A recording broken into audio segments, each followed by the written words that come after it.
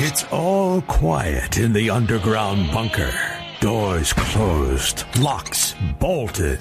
But the Great One isn't just resting on his laurels. He's making sure your weekend is even better by giving you his best. This is the best of Mark Levin. Let's tidy up a few things that have been hanging out there over the weekend and today. First, we have some friends over at National Review. One in particular is trashing the hell out of Pam Bondi in the Department of Justice. Trashing the hell out of them for politicizing prosecutions. Politicizing investigations, for which they will one day be sorry. Now, I spent a lot of time at Maine Justice. When you read the case against Mayor Adams, it is a very, truly pathetic case, and the timing is outrageous. We have protections in place, or I thought we did, where before a U.S. attorney pulls the trigger like that in a highly political case, with an election, a primary on the horizon, there needs to be consultations with the Attorney General of the United States. And perhaps there were. So why are there consultations with the Attorney General of the United States? Because he or she has the final say. That's why. We even have the Office of the U.S. Attorneys at Maine Justice, the purpose of which is to help coordinate with all 93 U.S. attorneys and the Assistant Attorney General for the Criminal Division, the Deputy Attorney General of the United States, under whom the criminal activities are overseen, and then ultimately the Attorney General of the United States. And so to make the allegation, because, 9 prosecutors, both in the Southern District of New York and Maine Justice, have resigned, there are literally 90,000 employees over the Department of Justice, thousands of prosecutors and investigators. Some of these resignations, no doubt, are ethical in nature, but others are intended to draw as much attention to the arguments and the claims of the person resigning as anything else. I've seen this myself. When Attorney General Misuse was the Attorney General, there was a coordinated effort by the Associate Attorney General, the head of the Criminal Division, William Weld at the time, as well as their deputies, to resign over an independent counsel matter where they felt the Attorney General himself should resign. So I've seen these sorts of things before, and I don't get sucked into them, and neither should you. A lot of this is drama. And the headlines that the Department of Justice is out of control. The Department of Justice has this. The Department of Justice has that.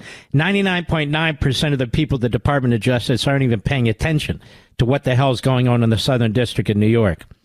The Southern District of New York holds itself out as the premier U.S. Attorney's Office. A lot of lawyers try to get jobs there as assistant attorneys general or special assistant attorneys general or what have you. Looks good on the resume. There's a level of arrogance in the Southern District of New York that really isn't in any other district, as a matter of fact, including the Eastern District of New York. Just because they bring a case doesn't make it right, doesn't make it just, and it doesn't mean the Attorney General of the United States, who ultimately has supervision over all 93 U.S. attorneys and their offices, should ignore them. And if she believes, or if her deputy believes, and in consultation with one another, that the case brought against Mayor Adams, and they do have access to virtually all the information, then they should do something about it.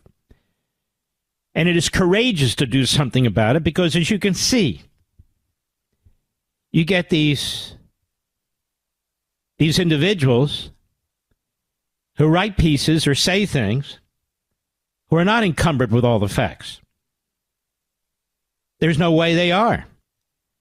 Unless, of course, the U.S. Attorney's Office is leaking to them. One would hope they're not. And so it's a very fair call, if that's the conclusion that's reached by the hierarchy at the Department of Justice.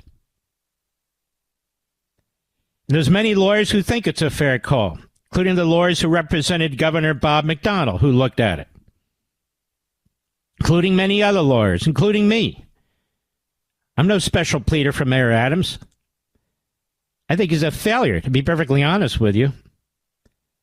Maybe he's gotten better over time because he has seen the disaster of his more left-of-center policies. I don't much care. But I call him as I see him. It's that simple. And to jump in and make the assertion with little more than looking at public events, the way it's being made, and not once, not twice, but repeatedly, as if it's a fact because you happen to declare it, is really pretty damn outrageous. That's number one. Number two, the Department of Justice is supposed to do justice. When the prior regime at the Department of Justice was conducting itself in a way in which it was bringing these outrageous cases against the former president and then the candidate for the presidency, absolutely, unbelievably unprecedented, things we've never seen before. When the Attorney General makes an unconstitutional appointment, which two prior Attorneys General, including my former Attorney General, Ed Meese, says it's black and white that he absolutely violated the Appointments Clause, that raises serious questions, does it not? When a special counsel is appointed to investigate a political opponent, that's not the purpose of a special counsel. The purpose of a special counsel is to investigate within the family, within the House, the theory being that a U.S. Attorney's Office appointed by that administration cannot do an equal and just job of conducting an investigation. Whether you believe that or not is not the point. You don't then use that process at the Department of Justice, turn it on its head, and go after, say, Donald Trump, do you? The leaks that came out of this Department of Justice and the special counsel, the abuse of various evidence rules in the courtroom, the abuse of the grand jury process, and the changing of the grand juries in midstream. I could go on and on and on. You had at least one of their prosecutors accused of threatening one of the defense lawyers with losing his potential judgeship, for which he was said to be under consideration. And some of these lawyers who left eventually Donald Trump have spoken to me on and off the record. And they said the conduct of this Department of Justice was absolutely outrageous. And these aren't all individuals who marched behind the Republican Party and Donald Trump. These are people who've been practicing for 30, 35 years, one of them 40 years. So what do? Do we ignore it? Do we ignore the fact that the prior regime in the Department of Justice rejected the 2000 memo? The 2000 memo. That is, the memo that the Department of Justice embraced, saying you don't indict public officials not just 60 days before an election, but the things you do and the things you say that might influence an election that are problematic. Or that you have this prosecutor who pushed the Supreme Court to the edge of the envelope on his immunity arguments. Just absolutely outrageous. And we could go on, but there's no point in going on. Is it legitimate, therefore, that Pam Bondi and the new people at the Department of Justice say, we want to look at this, we want to hold people accountable if they violated any rules or the law for sure, and we want to make sure this never happens again? Isn't that their job? To ensure that internally the Department of Justice isn't politically corrupt or motivated? Because I remember times when it was politically corrupt and motivated. I remember times when the Department of Justice went after Martin Luther King. I remember times when the Department of Justice authorized illegal wiretaps, including into Barry Goldwater's campaign. I remember the time when the Department of Justice authorized the White House to go into the Internal Revenue records of businessmen like Andrew Mellon and others who it didn't care for and didn't like. I remember the time not that long ago when Senator Ted Stevens of Alaska, God rest his soul, he died in an airplane crash in Alaska, where he's brought to trial in Washington, D.C. on corruption charges, and it was later found out that the Department of Justice, the prosecutors withheld evidence that would have helped the defense, that would have undermined the Department of Justice's case. How about the case of Bob McDonnell, where the same Jack Smith brought a case and basically reread the bribery statute, rewrote it so broadly that a unanimous Supreme Court, 8-0, overturned it. Even though the district judge didn't, even though the appellate panel didn't, the Supreme Court said, no, that's not right. I remember a time when the former administrator of NASA, Jim Beggs, he was an executive vice president, I think, at General Dynamics. The criminal division led the charge, the public integrity section. They brought in corruption charges against him in the course of the Reagan administration. I was chief of staff. Attorney General Misuse was never comfortable with this. Not because it was Beggs or the administrator of the NASA, but because he looked at the charges. He spoke to the head of the criminal division, Bill Weld, who would later go on to be governor of Massachusetts, who would later resign, stabbing Misuse in the back to try and force Misuse out. Weld said, no, it's a slam dunk case. The problem is 17 months later, they dropped it because they didn't have what they needed to support the charges they had brought. The Attorney General of the United States, Ed Meese, directed the head of the criminal division, William Weld, to send a letter of apology to Mr. Beggs. William Weld refused in the final days of the Meese attorney generalship. He said, look, it was brought in good faith. We made mistakes. There's nothing to apologize for. Of course, they destroyed the man's life. They broke him financially. He had to resign as the administrator of NASA, but no big deal. So one of his final acts, Ed Meese called me into his office before he left. And he had me write, as he dictated, a personal letter of apology to Mr. Beggs. And then he had me release it to the media so they understood that what was done to him was outrageous.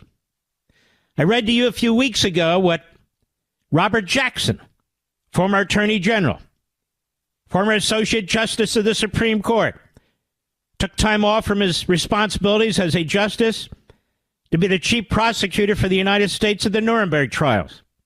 But I reminded you in 1940 what he said to a room full of federal prosecutors. He warned them, you're the most powerful people in peacetime America, bar none. You have the power from soup to nuts to control the criminal, legal fate of a citizen. The way in which you conduct yourself, the way in which you write your briefs and the charges, the way in which you release press releases and speak to the media, the way in which you threaten individuals and talk to their friends and family to get the information out. And all through the process, helping to pick the jury, if convicted, having enormous input in the sentencing and so forth and so on. There's nobody more powerful, he said, than a federal prosecutor. So when we have lapdogs who should know better, especially after the experiences of the last several years, who just bark out the usual pablum about how this is being politicized by dropping the case against Adams. They have it backwards, inside out, upside down. They are being politicized through their grotesque self-righteousness. And their Helen Keller tactics, refusing to look into this, are appalling. Mark Levin.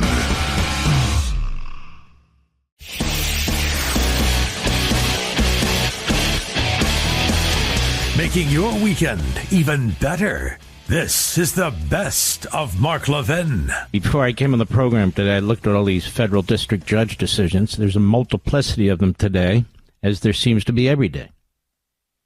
Given we're almost at 100 cases being brought by a cabal of unionists, public sector unionists, Democrat Party attorneys general, and slip and fall lawyers who are organizing and behind so much of it, because this is how they intend to lead their insurrection and undo the last election.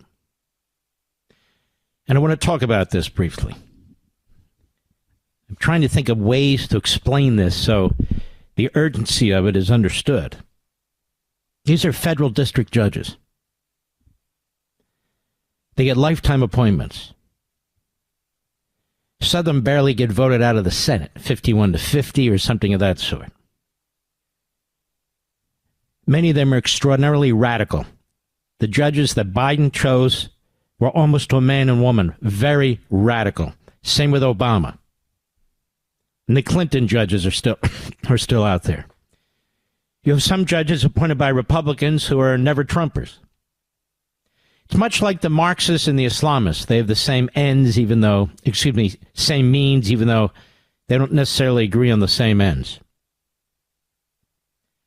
And as I go through these cases, I read this, and just to give you an example, let's see here if I can find this. Federal judge now has doubts about efforts to block DOJ from government data. She, Chunkin of all people, just ruled that they can have access to federal data. And she would have been overruled if she said otherwise. Just a matter of time. But one after another, one has ordered the administration to put language back on websites. One has said that they have to give back a job to one particular bureaucrat with back pay. What? One said they do not support the position of the administration when it comes to transgender operations and so forth, so they put it on hold. I ask you, is this okay? And others. Federal judge reinstates employee appeals board member fired by Trump. Based on what? Federal judge issues order prohibiting massive layoffs, budget cuts at CFPB pending ruling on motion of preliminary injunction. This one, as I mentioned, judge orders HHS, CDC, and FDA. This is a Republican one.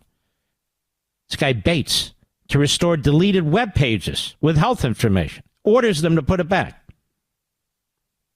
Judge questions motives of Trump's order banning transgender troops. Judge orders hearing over Trump's DOJ's bid to toss Eric Adams' corruption case. Because the judge obviously doesn't like it. Part of the Democrat cabal in there in New York. And it goes on. This is just today. So what do we have here? We have what's effectively an insurrection, a nonviolent insurrection. Call it a coup, if you wish. We have a super legislature of unelected judges, just like the massive Communist Party operation in Communist China and other places. These people aren't elected. They're just chosen by each other. These judges are chosen by presidents. They're confirmed by the Senate. But they're not chosen by you. Their role has nothing to do with legislating. They're undermining representative government, and they're undermining the exclusive plenary power of the executive branch. Judge Chunkin today shocked me. She actually did something right. Good for her. We'll pat people on the back when they deserve it. She's the one judge today that said, no, you can have access to the data. There's nothing urgent here to stop it. And they need access to it, so they get access to it. It's like, wow. She's the only one. I just think it's too passive to call this a super unelected legislature. It's a Politburo.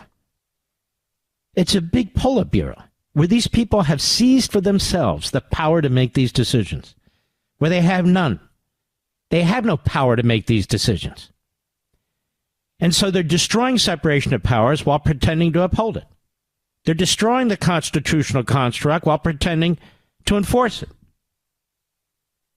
They're substituting their own opinions, their activism, for the decisions of an elected president. Now, you don't remember this happening under Biden, right? Almost 100 lawsuits brought to do this, that, or the other. No. When Joe Biden ignored the Supreme Court, that was fine. And he did it repeatedly. Repeatedly. When he ignored federal immigration law, that was fine. He did it repeatedly. When Obama put in place DACA, which is utterly unconstitutional, other than basically one federal judge in Texas has pointed it out, it's perfectly fine. No big deal. Courts aren't jumping in and doing anything about it. Because when central government grows and the power of the federal government grows and the power of the courts and the bureaucracy grow, that's okay. Constitution be damned. But when you have President Trump, Musk, Doge trying to rein in its own power, the executive branch trying to raise in its own power, the executive branch trying to control the number of its own employees, because we're headed towards bankruptcy financially, and trying to straighten things out in terms of our elected government, our representative government, that is Congress. You want to represent the people, but you can't continue to expand and empower and fund this massive Leviathan, this fourth branch of government, when we're only supposed to have three. And then you place it in the executive branch, so we now have an executive branch that's legislating without representation against the will of the man who runs the executive branch, the President of the United States. And the insurrectionists, these federal judges, the coosters, these federal judges, they're reinforcing it. Like I said, they've created a law for themselves. They have their own judges. The bureaucracy has its own judges. Ideologues, left-wing Democrat lawyers who were plucked from obscurity, whether they're professors or big-time law firm partners or whatever the hell they were, U.S. attorneys, defense lawyers, plucked from nothing, given power, and it goes to it's like a local HOA. Have you ever dealt with them, Mr. Producer? It's like a handful of morons in the neighborhood get a little bit of power and they can't control themselves. Well, the problem here is it's the federal government, it's these federal courts. John, you and I over the weekend, we also talked about this issue of a federal judge, one federal district judge. One. And Newt and I talked about this too. Issuing an order, whether it's a temporary restraining order leading to a temporary injunction, maybe leading to a permanent injunction, whatever, and applying it all over the country. So you have some schmo lawyer who becomes a judge, who's a judge in, let's say, Washington, D.C., putting out an order for the whole country. Now, that's kind of new.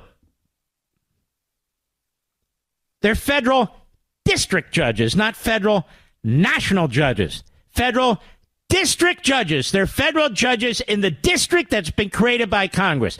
The federal judge has been created by Congress.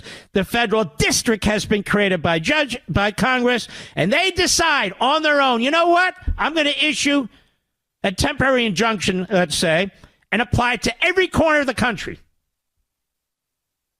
Wow, that's pretty damn powerful. Where's that? In any rule? Where's that in the Constitution? Nowhere. They don't have that power, but they're issuing it. Who's going to stop them? The court has to stop them, the High Court, the Supreme Court. But John Roberts is AWOL. Absolutely AWOL. I call him Hollywood John. He's so worried about how he's viewed by the media and Hollywood and all the rest. We need a Rehnquist, but unfortunately we have a Roberts. So what you are witnessing right now is a federal court insurrection, a coup of an elected president, the destruction of separation of powers and the basic authorities of the executive branch by these unelected lawyers in black robes. Unelected lawyers in black robes. And the idea that they're more righteous than the rest of us, the idea that they're more prudential or wise than the rest of us is bullcrap, is baloney. They're not. Especially now when they do what they're doing. How do they expect we, the people, to have respect for them when they don't have respect for the Constitution? Why is their opinion more important to us than when we read the text of the Constitution and we understand what the Constitution says and they reject it? So we're supposed to listen to them and respect them? They're destroying their credibility. They are destroying their credibility unless the other judges in those districts, the chief judge or others, unless the appellate judges, and ultimately unless the Chief Justice and the Supreme Court fixes this, the greatest damage to our Constitution in my lifetime is being done right now. Right now. By these so-called federal district judges, many of whom should never have been near a courthouse unless they were defendants. I'm not kidding. The place for a radical leftist is not a black robe in a courtroom. That's not where those people belong. They can be advocates, they can be petitioners, but no way should they be so-called judges. There's a poison that's been let loose within the federal judiciary. A poison that's been let loose. A department can't decide what to put on its website without a federal government ordering them to put language back? Is that not the most asinine thing you've ever heard? Or they don't have access to data on some of these courts so they can conduct audits? Have you ever heard anything like this? Or they can't thin out the workforce? I mean, nobody in the private sector could function this way, let alone the federal government. It's bloated. It's out of control. There's not just waste, fraud, and abuse. There is massive sums of money going to ideological causes, massive sums of money to redistribute wealth from one group to another, having nothing to do with need or welfare. $250 billion to $500 billion a year lost, they say, or misspent. And finally, we have a president who's trying to do something about it, and the judges step in and say, no, we get to decide. Them and their 2 law clerks, their 3 law clerks, they get to decide how to run the country. Nobodies who have no knowledge, no skill set, no experience to do any of this. Except bang a wooden hammer on the table and yell order in the court. Mark Levin.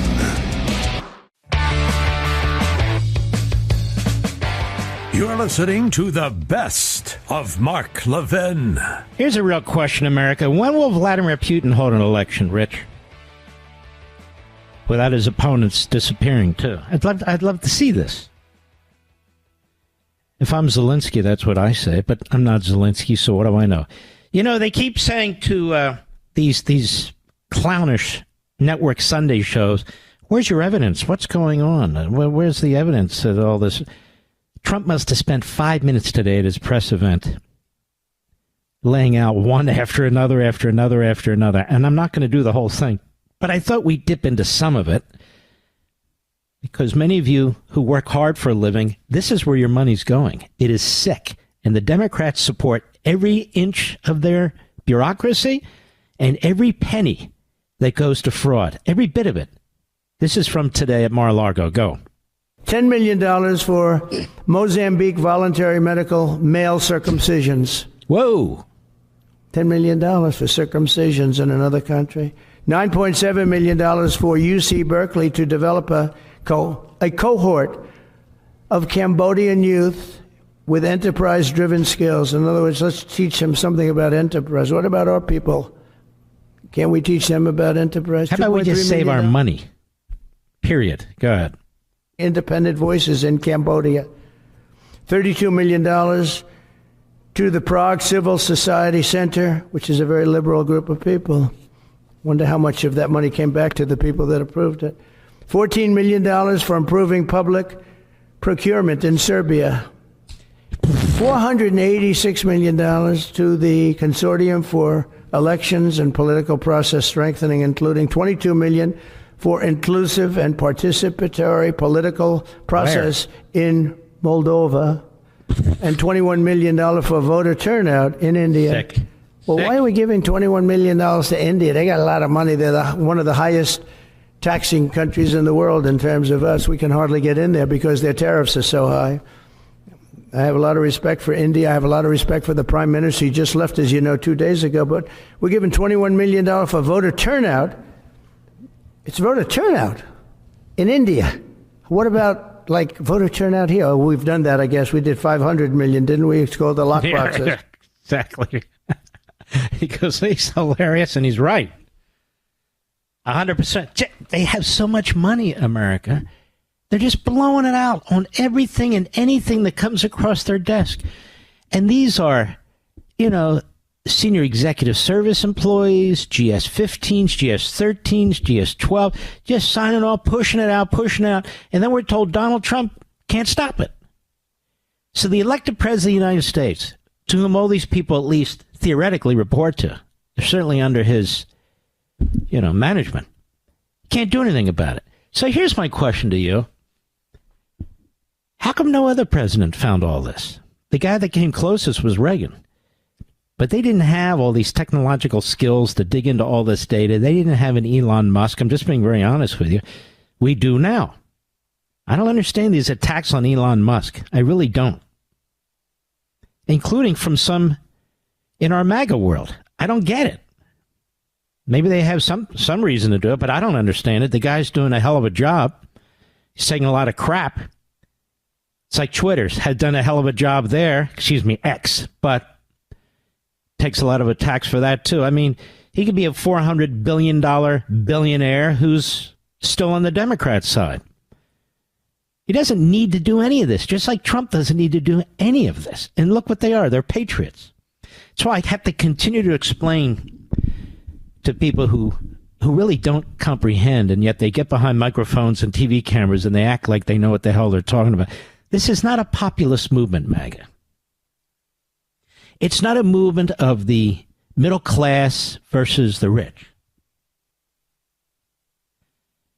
This is a movement of we the people against the ruling class, the Washington, D.C. establishment. That's what the Tea Party movement was about. That's what the Trump Revolution was about. That's what the Reagan Revolution was about. It was never sort of a communist or a Marxist model of rich versus poor, oppressed versus oppressed. We have an incompetent, power-hungry, extraordinarily wealthy through our tax dollars ruling class that's lording over us. That's what's happening. This isn't a populist movement where people are demanding that we reject the Declaration and the Constitution, both of which reject populism. This is a movement of the people against the ruling class, just as it was a movement in 1776, really 1774, but why quibble? 1776, the people rising up against the crown, the ruling class at the time. We don't like to be lorded over. We don't like to be bullied. We don't like to be pushed around. And among our ranks are very patriotic billionaires like Donald Trump and Elon Musk. And there's unpatriotic billionaires on the other side like Soros and the rest of the reprobates. So it's not a money thing in terms of the private sector and people's incomes. It's not a quote-unquote class thing, as Marx would have you believe. And why we keep regurgitating him, I'll never know. This is us versus the establishment ruling class, as I've said behind this microphone almost 25 years now. It's the ruling class establishment versus the rest. That's why we got involved in these primary campaigns early on when nobody else would. That's why we got involved and we're part of the leadership of the Tea Party movement. But that's why we reached into Texas to support Ted Cruz. We reached into Florida to support Rubio. We reached into Kentucky. We reached into Utah. We reached into a lot of states right behind this microphone when nobody, and I mean nobody else was doing it. Why? Because this is what I do. It's like an election night. For my 3 hours, prime time, all over the country, every corner of the country, on a zillion different platforms. We watched closely. which polls closed in which states and when. And we did a public service, and we let you know. Now, that means Democrats can vote, too, with my information. But the truth is, the vast majority of people listening to this program are not Kamala supporting Democrats. So the goal was to get you out to vote. The truckers, the Uber drivers, the Lyft drivers, and so many others. Every time I talk to or see President Trump, he thanks me, and I remind him, I said, it's not me, it's you. He said, no, you don't realize how big your voice. I said, well, I don't really think about it. We are activists. It doesn't mean every day you got to live and breathe it. We're not communist left-wingers like these goons in the Democrat Party. No, what I'm saying is engage wherever you can. If you run a restaurant, that's fine. If you're an Uber driver, that's fine. I mean, do it smartly. You don't want to lose your job, but you know what I mean. That's what we do. And so when we see somebody like an Elon Musk taking up the cause, he should be supported, not attacked. And this, of course, is the reason why we're so proud, enthusiastic, excited about Donald Trump. You know what's interesting? If you think about it, we've been this way a long time. We were this way during the election, and we're still this way. And you're still this way. Because the battle has just been engaged. They go into courts to their left-wing judges, their activist Politburo judges, who are now seizing authority from you, we the people, to defend the ruling class. This is my point. It's the ruling class, the establishment. It's essentially, but not exclusively, Washington, D.C. That's their power base. The government's their power base. They've created this subterranean government. They have funded this subterranean government, as I keep saying. To them, there is no fraud, waste, and abuse. This money's going to exactly the ideological causes that they want. And so we talk about circumcision in Botswana or whatever the hell it is. That's what they want to do. They want to spend the money this way. And they're pushing money out the door at the EPA, as Lee Zeldin has pointed out at the 11th hour. That's not waste, fraud, and abuse to them. That's righteous. That's righteous. And the more we find out, or the more others find out, and we talk about it, the more they're now threatening to shut down the government if this doesn't stop. They don't know what to do. They're desperate. And so they're going to shut down the government, and I don't give a damn personally, but other people do. They're going to shut down the government. Their media ass kissers, they'll be in there promoting the whole agenda, all the propaganda with them. But this time when they shut down the government, you'll know that they have hundreds of billions, if not a couple of $1 trillion in their back pocket. That's why they never suffer. When the government shut down, they never suffer. Have you noticed that? They whine and complain like stuck pigs, but they do that for effect. Even the people who are temporarily prevented from coming to work, which is kind of funny because many of them don't want to come to work anyway. That's why they're staying at home. But nonetheless, they all get paid back. Nobody in the private sector gets paid back. If you don't go into the office or there's a period of time when the business has to shut down, they protect themselves with regulations. They protect themselves with laws. They got these massive slush funds.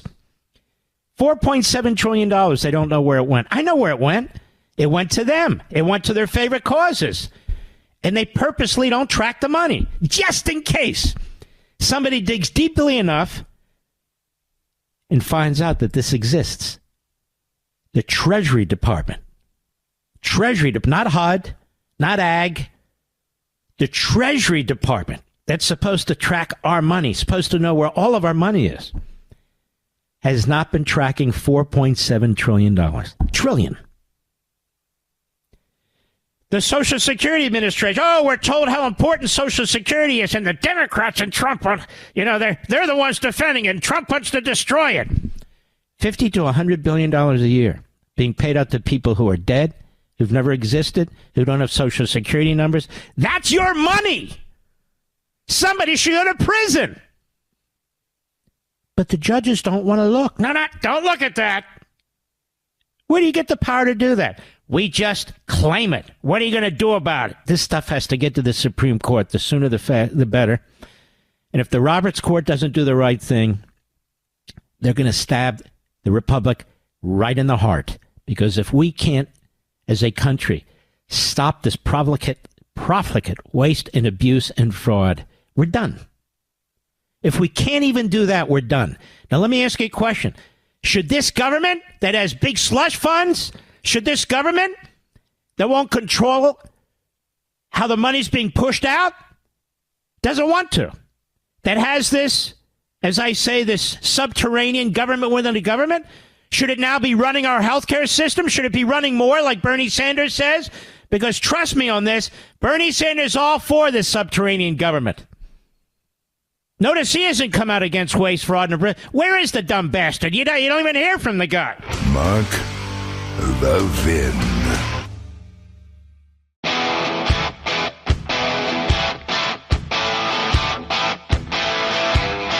The Great One makes your weekend even better. This is the best of Mark Levin. Great to have you all here today. It's the 80th anniversary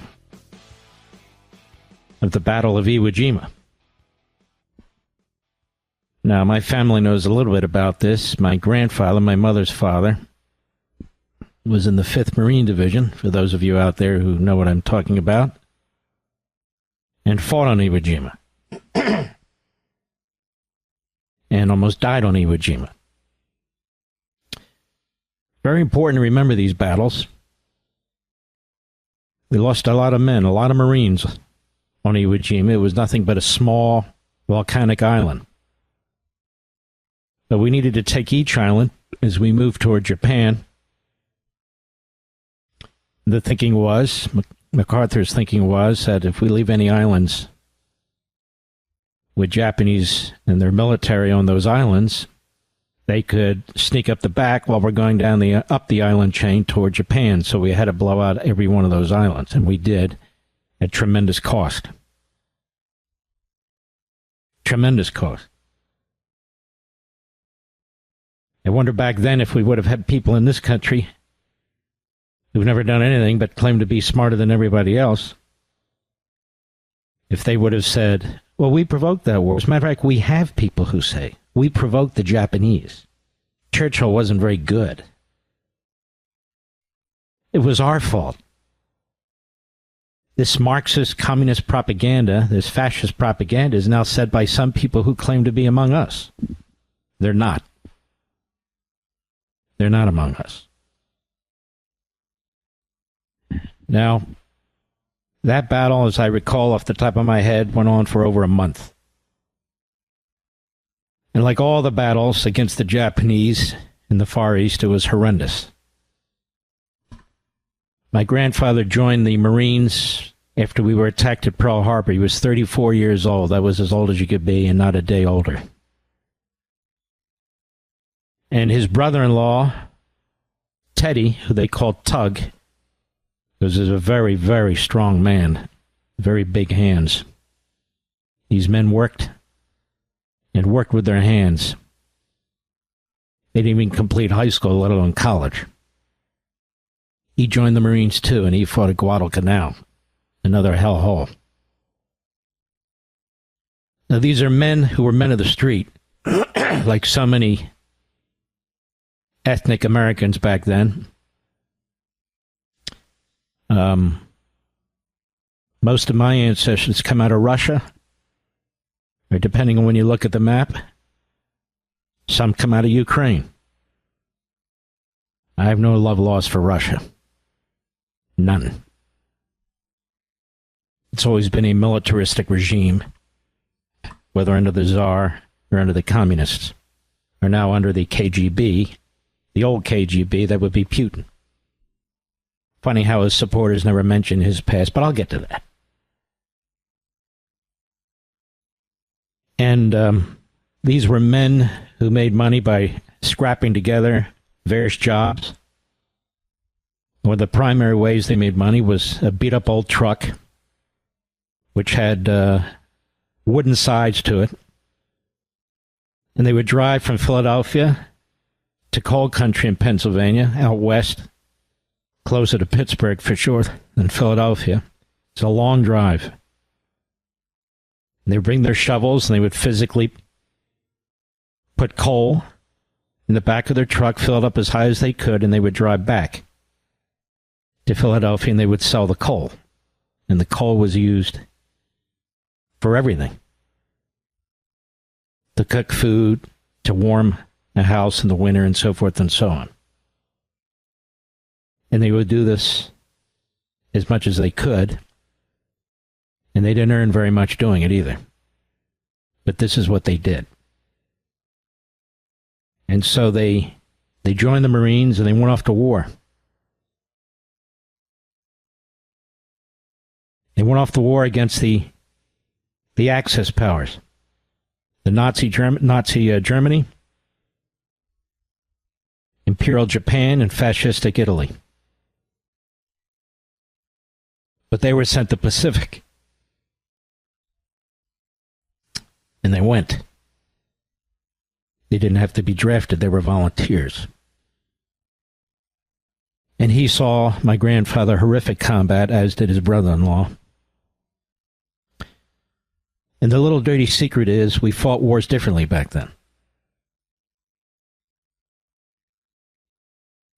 Late at night, early in the morning, when it was very dark,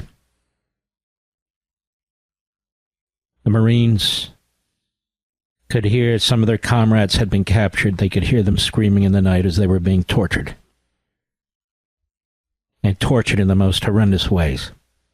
The way Hamas tortures citizens of Israel. And the Japanese were not taking prisoners. They were killing them. And the Marines, after a short while, decided that they would take less prisoners too. Many of these so-called prisoners who would put up their hands and surrender actually had booby-trapped their bodies and wound up killing our Marines, so the Marines took less prisoners. As they should have. That is, what's good for the goose is good for the gander, and that's the way you fight when it's hand-to-hand combat, and that's the way you fight when everything's on the line. It's your life or theirs. My grandfather was part of I don't know what they called a unit, I guess. About 100 men, as I recall, if I recollect this properly. I was a young man when he told me this, and he didn't tell me much. Matter of fact, I was a young teenager. 11 or 12. He and a couple other of the guys were sent back to get ammunition. They were literally running out of bullets. In the middle of the night. They put their lives on the line to go get more bullets. And they came back with more bullets. And the entire unit had been overrun. They were all dead.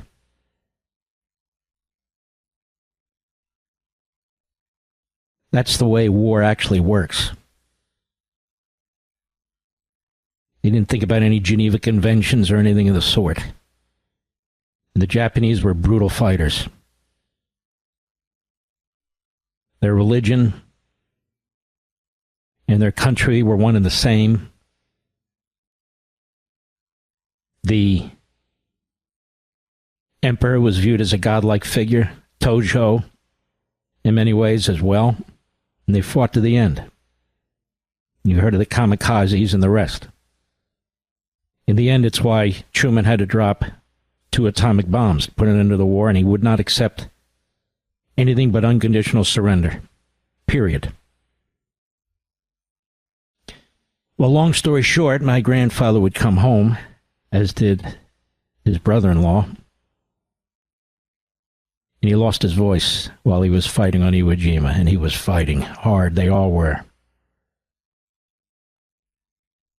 He was a big man for his time. He was 6'2", 6'3". I remember when I first saw him, he wore a long leather coat, a Stetson. He had my grandmother, and he had divorced, and one day he came into our lives. He reminded me of John Wayne, the way he walked,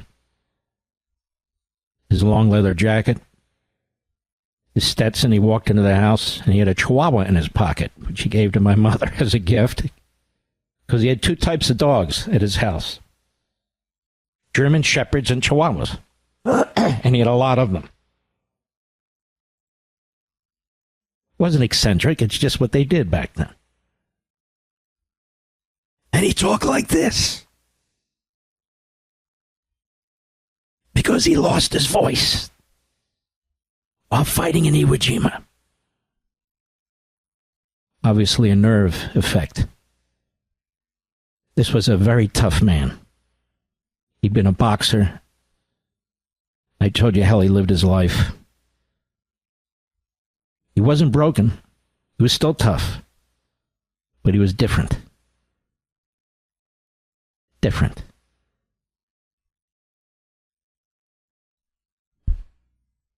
He taught me, my other grandfather who fought in World War I and taught our troops how to ride motorcycles, and told my father, it was his father, don't ever let your kids ride motorcycles. He had a motorcycle accident once, and he spent days spitting up blood out of his lungs. This is the way it was back then. And you know about my father? He was 17, and the Japanese attacked Pearl Harbor, and he signed up for the Army Air Corps immediately. He passed the test, but he was rejected when they found out his age, and he came back the next year, and he was accepted, and eventually wound up in the regular Army.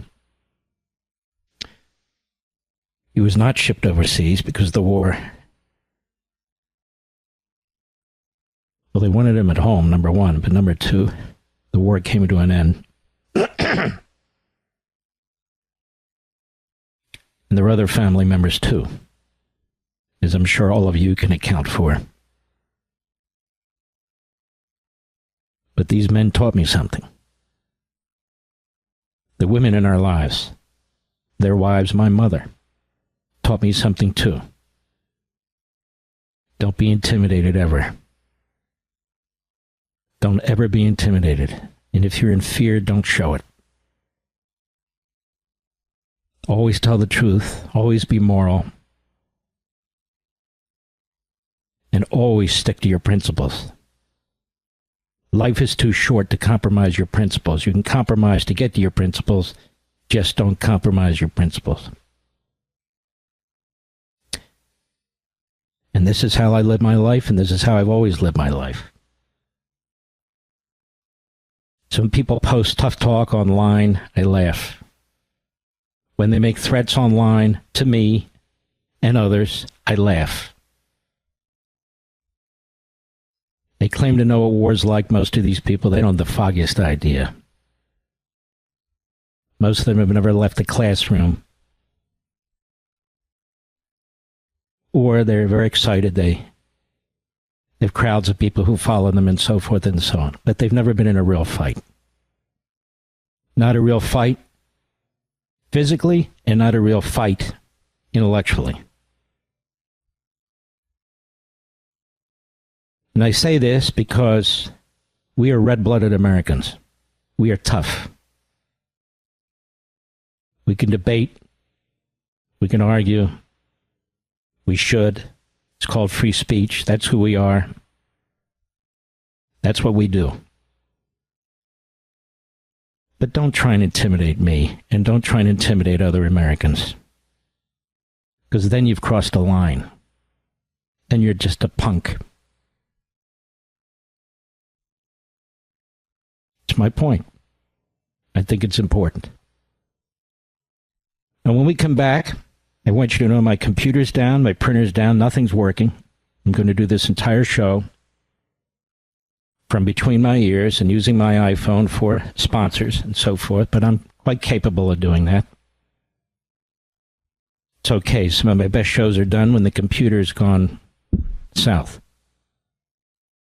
Been a lot of talk about Zelensky by a lot of people, not just the president. One guy posted that he's a CIA plant. I didn't know the CIA was capable of such things. It's barely capable of doing all the things it's supposed to do. But a CIA plant. Next thing, they're going to remind us that he's Jewish. He's a Jew. So now Zelensky's the enemy. How come they don't talk about Putin? He's a KGB plant. He spent about a decade with the KGB, from being trained and being a commander in East Germany with the worst of the worst, the Stasi. And he worked with the Stasi to eliminate opposition. Mark Levin.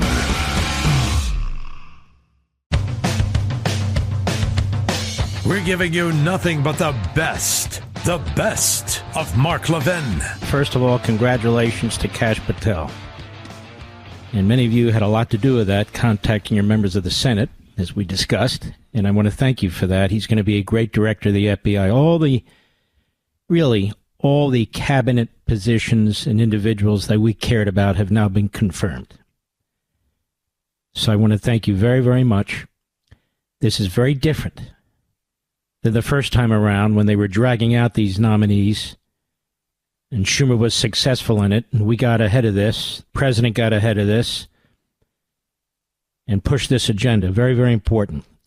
We talked about it here on The Blaze and on Fox, and I want to thank you all who got involved in that process. And I want to thank the Republicans who voted for these for these nominees as well. Very, very important for the presidency and this president to have these cabinet secretaries. To have these particular cabinet secretaries. You know, it's very weird. These aggregation sites or aggregator sites, whether it's Drudge or Mediaite and so forth, there's some really good ones. But there's some that I just scratch my head sometimes and I wonder why they even exist. Take this site called Mediaite. It's set up by Dan Abrams, who likes to pose as a serious lawyer while he's Jerry Springer on cable TV. They have this guy, Kobe Howell, I think his name is. I think he was some behind-the-scenes guy on cable or whatever. I don't know. Then they have mostly left-wing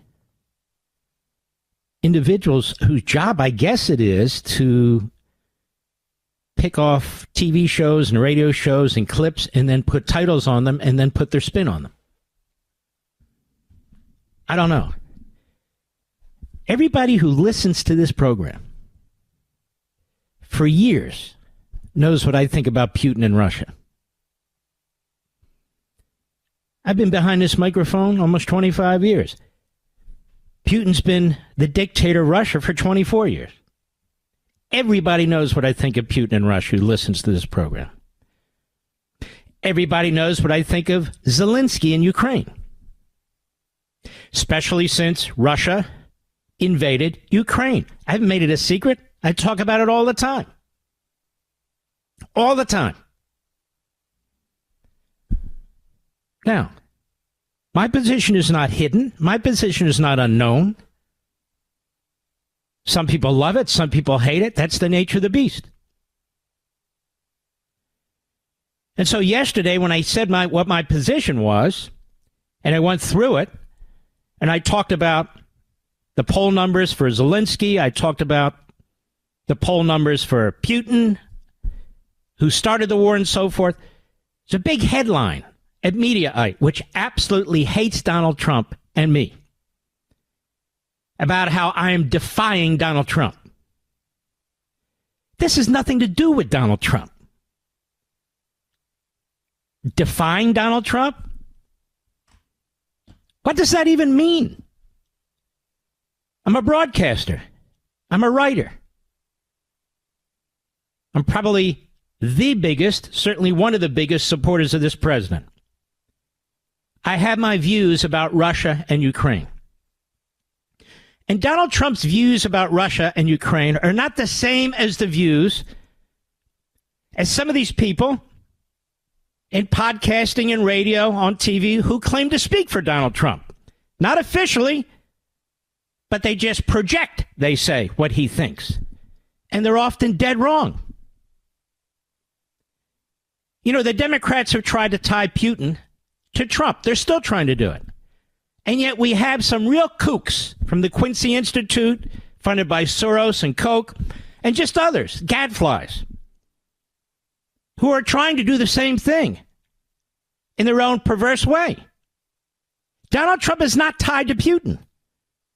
He's not Putin's sucker. He's not Putin's mouthpiece.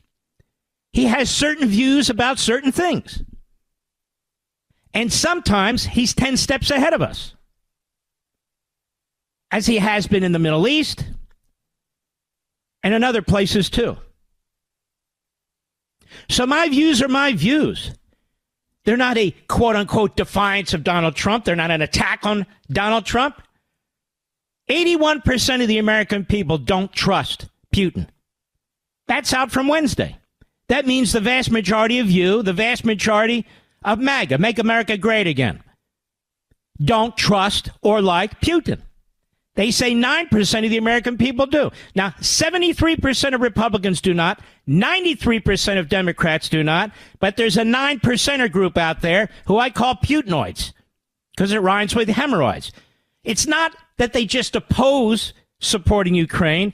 It's that they have their heads up Putin's ass. That's the problem. Now, these are important distinctions. But it's lost on Isaac Shore, I think his name is. It's lost on the Drudge Report because why? I wrote a book called Unfreedom of the Press. This is pseudo-news. So they desperately want to fight between Mark Levin and Donald Trump. Not going to happen. It isn't happening. Let me tell you something else.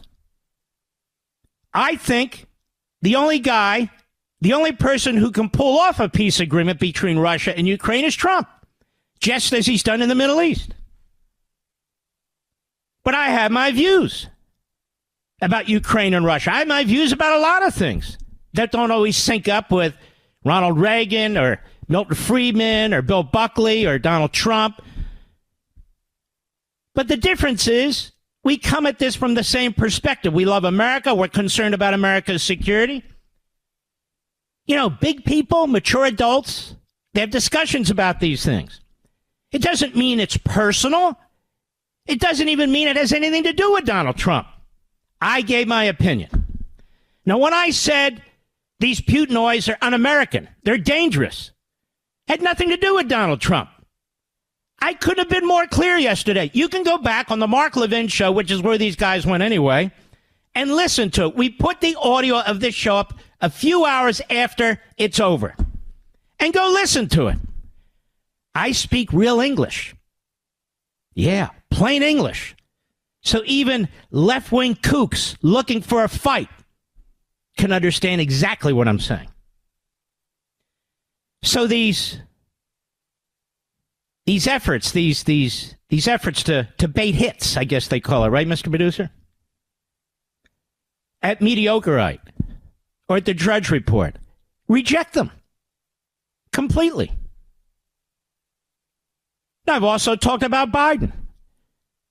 Biden gave a lot of money to Ukraine and a lot of arms to Ukraine and a lot of restrictions to Ukraine. So Ukraine couldn't win. So Ukraine's fighting a war against Russia that can blow out its cities, that can blow out its energy systems, that can do horrendous damage to the people of Ukraine. But Ukraine cannot attack Russian cities. So Biden did to Ukraine what he was trying to do to Netanyahu and Israel. Supported them to a point, restrictions on the use of their weapons. Do not take out Iran. Do not take out Iran's nuclear sites. Do not go into Lebanon. But Netanyahu went anyway. Thank God he did. And so forth. Don't go into Rafah. Don't go into these other. But so thank God he did. But Ukraine's up against Russia, a country that's 3-4 times the population, has a massive industrial center, certainly compared to Ukraine. Ukraine's mostly an agricultural country. So I don't even understand what the controversy's about, because there is none. These are pseudo-events. This is an effort by pathetic sites to get clickbaits. Now, let me tell you something. I'll give you an example. The Mediaite, 2 stories. First one, conservative media should tell the unvarnished truth about Donald Trump's ghastly attacks on Ukraine. Same guy. Here's headline. Mark Levin defies Trump by backing Zelensky and trashing Putin. Bashes sick and un-American foreign policy. Aren't those headlines contradictory, Mr. Producer? First they say, Mark and others should tell the unvarnished truth about Donald Trump's ghastly attacks on Ukraine. The next story is, Mark Levin defies Trump by backing Zelensky and trashing Putin. So which one is it? Which one is it? They don't even know which one it is because they're stupid. That's why they work at Mediaite, and that's why they're aggregators, and that's why they steal content from somebody else, put their own headlines on it, which are so misleading, and do what they do.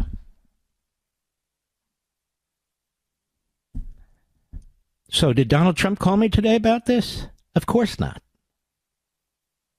Did I call him about this today? Of course not. We have a great relationship. Nobody's going to get in between it. They try and create these controversies.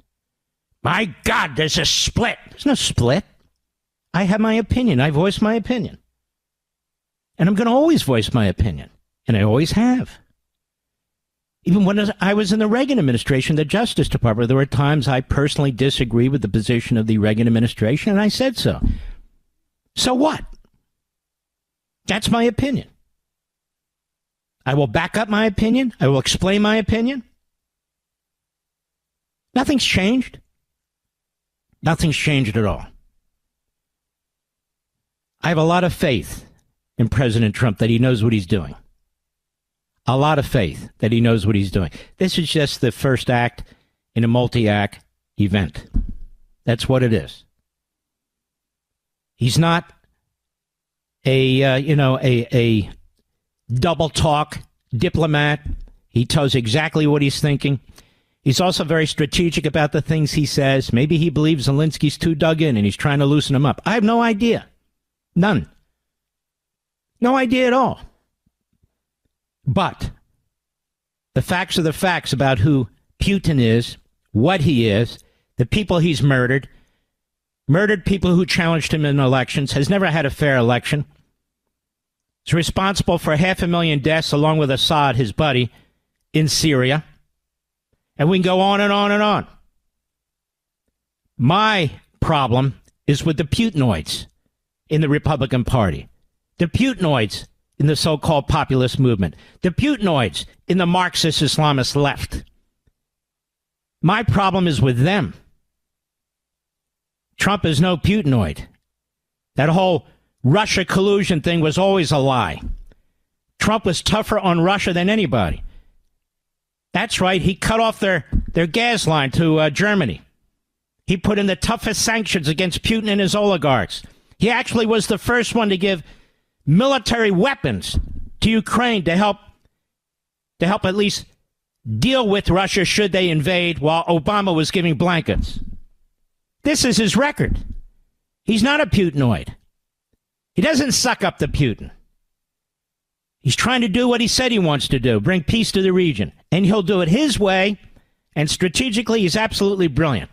And I will continue to give my opinion about Putin, about Zelensky, about Ukraine, and about Russia. And the problem with the 9% Putinoids is they don't even want you to have an opinion. You're either in with them or they're coming after you. I'm shaken. I could care less. I could care less 100%. So this has nothing to do with people who say, well, he's defying Trump. Trump doesn't roll that way. He's defying Trump. He has different people around him. Many of them give him different opinions quietly and personally. That's what he does. I'm not an advisor unless he asks me a question, which he does from time to time, not on this. And that's the way it is. There's nothing else to it. There's nothing controversial. And Mediaite, you owe me an apology, and Drudge. I don't even think Drudge runs that crap anymore over there at the Drudge Report. I just don't think so.